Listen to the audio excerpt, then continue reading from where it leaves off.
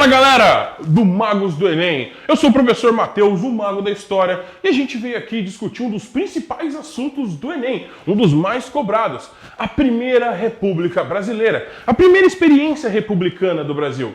Então nós vamos falar aqui das principais características e das principais coisas que nós devemos lembrar sobre a famosa República Velha, que vai de 1889, com a queda da monarquia brasileira, até 1930, com a famosa Revolução de 1930 e a entrada de Getúlio Vargas. Vamos falar aqui um pouco sobre a Constituição, a primeira Constituição da República Brasileira, muito importante ser lembrada. Nós vamos falar sobre a República Oligarca, a fase do predomínio dos oligarcas na política brasileira. Vamos falar sobre as agitações sociais. Sim, a República, a primeira República Brasileira, vai ser um momento muito agitado e muito violento. Então, vamos começar aí com os primeiros presidentes da República. Um momento marcado pelos militares no poder, com o Marechal Deodoro da Fonseca e seu vice-presidente, que vai entrar depois como presidente, Floriano Peixoto. Essa fase é conhecida como República da Espada.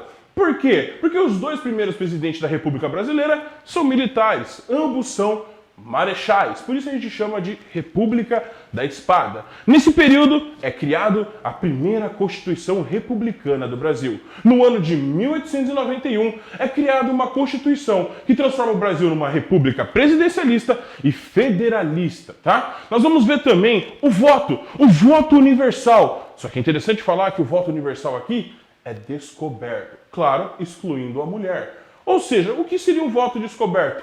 Você deve falar abertamente em quem você irá votar. Qual o problema disso?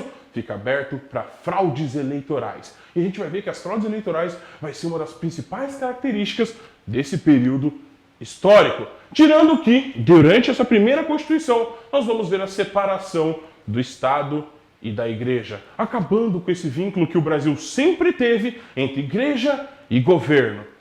Senhores, continuando aqui, nós vamos ver um período muito importante da história da República Brasileira. A República Oligarca. O que são oligarcas? Senhores, oligarcas são grandes proprietários de terra que vão acumular não só o poder econômico, como também o poder político. Eles vão predominar na política brasileira de 1894 até o ano de 1930. Os oligarcas em questão que nós estamos falando aqui são os grandes cafeicultores brasileiros. Durante a República Oligarca, nós vamos ver lá a famosa política dos governadores, uma troca de favor entre governo do Estado e governo federal, que vai terminar na famosa política do café com leite. A alternância de presidentes da República entre o Estado de Minas Gerais e o Estado de São Paulo. Minas Gerais, grande produtor de leite e de café também, e São Paulo, o maior produtor de café do Brasil. Eles vão acabar alternando os presidentes na cadeira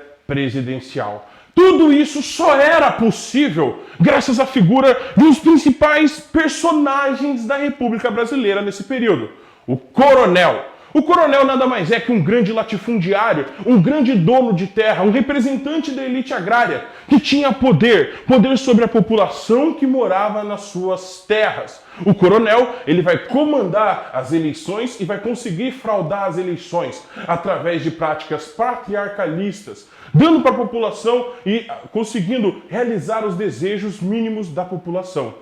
Práticas clientelistas, obviamente pedindo em troca apoio político dessa população que ele ajuda. Nós vamos ver então formando o famoso voto de cabresto e o curral eleitoral, aonde esses coronéis obrigavam a população a votar e entregar a eles o seu apoio político. No final, as eleições do Brasil acabam sendo totalmente fraudadas pelos coronéis e pela política coronelista.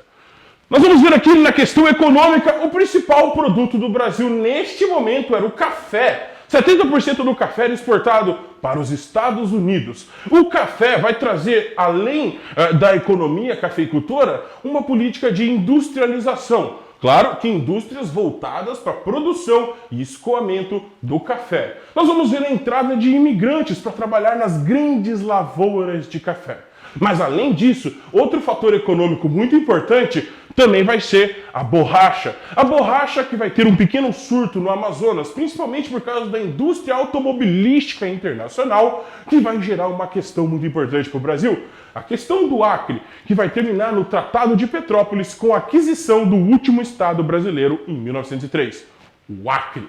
Além do mais, o Brasil, para tentar acertar as contas nesse período, vai realizar uma prática econômica muito, mas muito interessante, o Fundo Inuan, que nada mais é que são empréstimos para poder abater a dívida externa brasileira.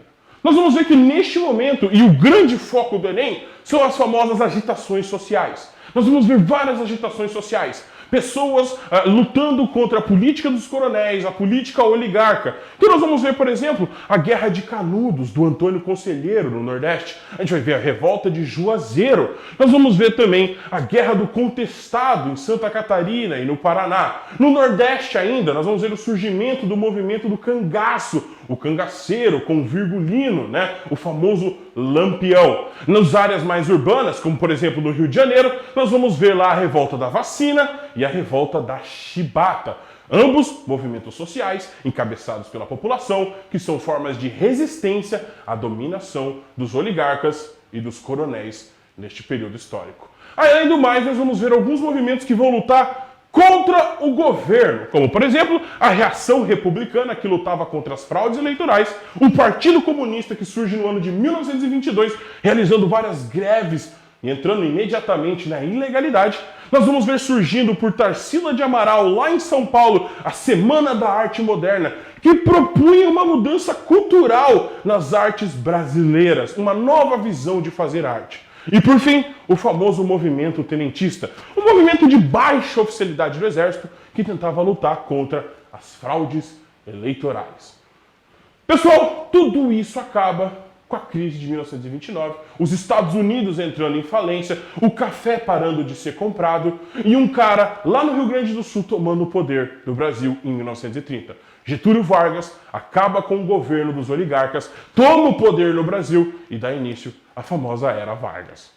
Galera, você quer saber mais como responder questões como, por exemplo, essa do Enem? Se inscreve, clica e assiste às aulas.